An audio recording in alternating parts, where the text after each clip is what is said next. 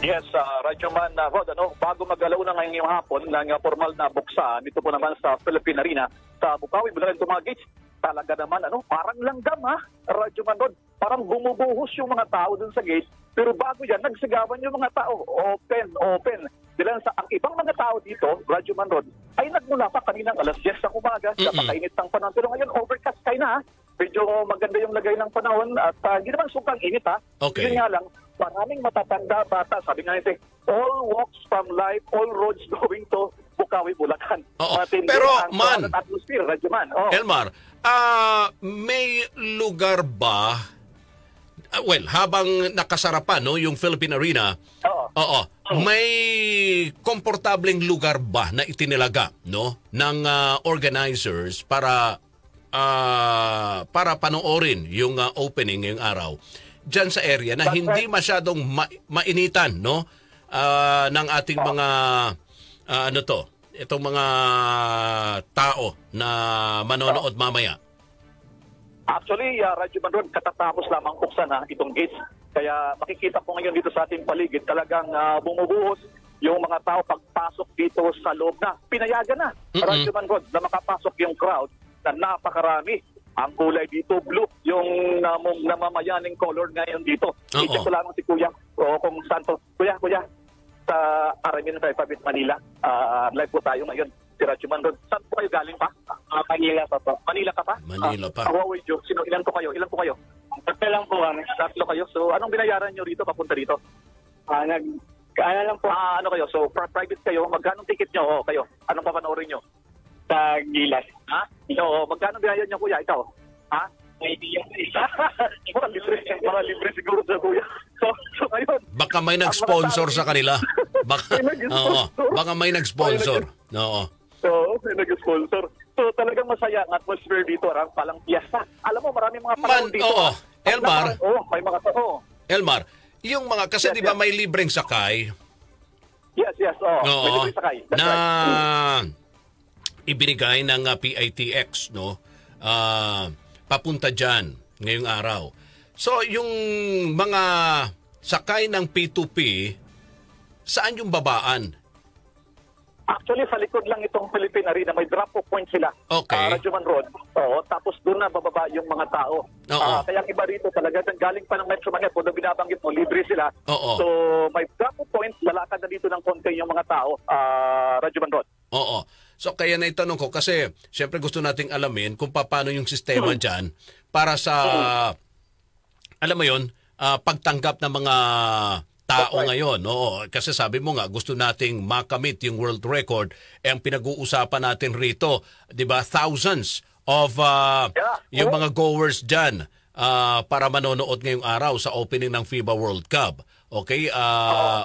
Nakikita ko rin maraming mga pulis. Kumusta naman yung pagpapatupad ng seguridad? Alam mo, mula pa kanina ay talagang kumpul-kumpul yung mga otoridad. May Bureau of Fire Protection, ang dami ambulances dito Radyoman Road. At ang maganda dito, dahil sa niliglarang holiday, kaya naman ay maganda yung daloy ng trapiko at ayaw mapahiya yung mga organizers sa ating mga bisita. Ang sabi sa English ganito, now or never. Kung hindi mag-break ito, after 45 years naman, mag-break natin ang record. So, hindi lang ang purpose manalo natin, kundi ang main purpose talaga mag-break tayo ng world record dito. Si Pangulong Bongbong Marcos sinasali ito mamaya, Radyoman Road.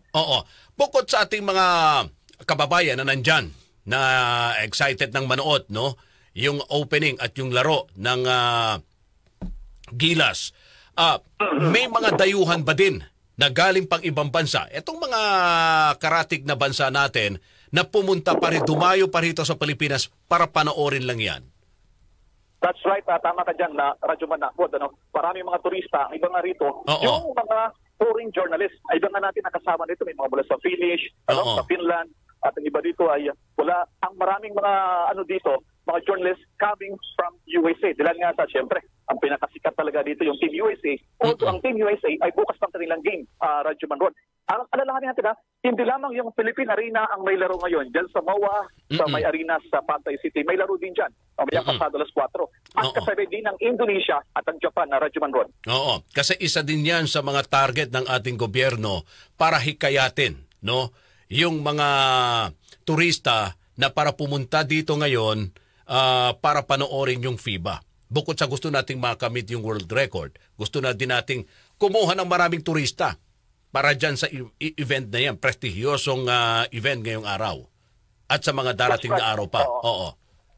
That's right. In fact, ang Department of Tourism, meron sila whole month of tourism project this coming September. Samantalin na, more than 500,000 daw inaasahan nila na darating dito sa Pilipinas in time for this FIFA World Cup para Jumagon. Okay, pero systematic naman Elmar, Radyoman Elmar, yung pagpasok ng tao sa loob ng arena. That's right, tama ka dyan. Tama. We learned a lesson a lot. Before this event talaga, nagkaroon pa ng dry run, Radyoman Rod, 1 month before. In fact, yung mga official ng FIBA ay nag-dry run sila. Kaya natakot sila na magkaroon ng matinding trapiko. What they did, they recommended to the government, kay Pangulong Bongbong Marcos, Pangulong Bongbong, pwede ba natin ideklara na holiday? Parang kasado lahat, smooth lahat. So ganun, Radyoman Rod ang nangyari. Ayun. Alright. So anong oras mag-uumpisa man yung opening? Ang opening dito, alas 4 ng hapon, si Pangulong Bongbong Marcos ay inasahan darating dito para sa opening toss ng ball. Way back 45 years ago, ang kanyang ama, si Pangulong Marcos Sr., ang nag-opening din, Diyan sa Renta Coliseum. So parang anak at saka ama, itong mga historic moment for us dito sa ating bansa. Correct. So live and direct mula rito sa may bahagi ng Philippine Arena sa Bukawi, Bulacan. Ito si Radyo Manel Maracol Tatak, RMN. Maraming